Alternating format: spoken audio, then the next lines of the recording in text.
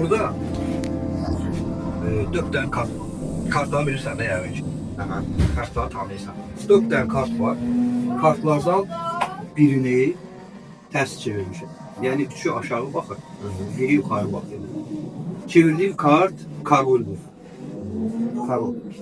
Karoller bütün kartlar kimi iki cür. Karalar, kırmızılar. Birini de Kırmızı renk. kırmızı renk. Karol kırmızı renk.